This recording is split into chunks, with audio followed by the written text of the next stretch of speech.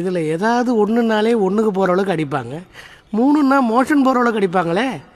உன் மைண்ட் வாய்ஸை நான் கேட்ச் பண்ணிட்டேன். ஹாய். நான் எப்போவுமே பசிச்சு சாப்பிட்ணுன்னு சொல்லுவேன் இல்லையா? அந்த பசிச்சு சாப்பிட்றதே வந்து 4 கோல்டன் ரூல்ஸ் ஆஃப் அக்குபஞ்சரில் ஒன்று ஆக்சுவலி. இந்த பசிச்சு சாப்பிட்றதுக்கு கீழே ஒரு கைண்ட் ஆஃப் சப் ரூல் மாதிரி ஒன்று உண்டு. பசிக்கும் போகும்போது நமக்கு பிடிச்ச உணவை சாப்பிட்ணும்.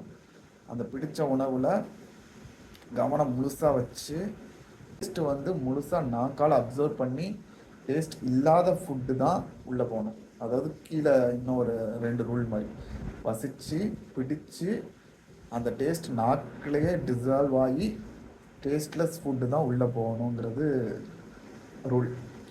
அதாவது நமக்கு இருக்கிற 6 சுவை இருக்கு இல்லையா? தமிழில் சொல்கிற 6 சுவையில் எந்த சுவை வந்து வாயை கடந்து வயிற்றுக்கு சுவையோட உணவு போகுதோ அது வந்து நோயை உருவாக்குங்கிறது கைண்ட் ஆஃப் அன் ரூல்.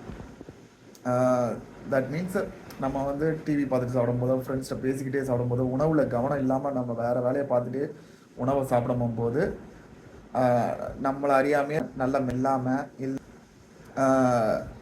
ஃபுட்டை வந்து அந்த டேஸ்ட்டு டிசால்வ் ஆகிறதுக்கு முன்னாலேயே நம்ம வந்து வயிறுக்கு சென்ட் பண்ணிடுவோம். ஸோ பர்பஸ் அந்த மவுத்தில் டைஜஷன் பார்ட் ஆஃப் டைஜஷன் மவுத்லேயே ஸ்டார்ட் ஆகணும், அதை வந்து மிஸ் பண்ணுறோம். அது one of the reason indigestion திரும்ப ப்ரோலாங்டாக இது பண்ணும்போது அது டிசீஸாக மாறுறதுக்கு வாய்ப்பு இருக்குது. நம்ம என்ன செய்யணும்னா ஜஸ்ட்டு அவ்வளோத்துக்குள்ளே முழுசாக சுவை போகுதா நல்லா மென்றுக்குமான்னு பார்க்கணும் கூட அவசியம் இல்லை. உணவு மேலே கவனம் இருந்தாலே நம்ம உடம்பு வாய்க்குள்ளே கரெக்டாக கொண்டு போகிறது மட்டும்தான் நம்மளோட வேலை. வாய்க்குள்ளே போன பிறகு அந்த உணவை வந்து ப்ராசஸ் பண்ணுறது கவனம் இருந்தாலே ஆட்டோமேட்டிக்காக நம்மளோட உடல் பார்த்துக்கணும். அதாவது நம்ம நாக்கு, பல், நம்மளோட வாயில் உள்ள மெக்கானிசமே வந்து அதை கரெக்டாக ஃபினிஷ் பண்ணிடும். ஜஸ்ட்டு நம்ம கவனம் மட்டும் உணவில் இருக்கணும். அதுதான் வந்து செகண்ட் ரூல் ஆக்சுவலாக.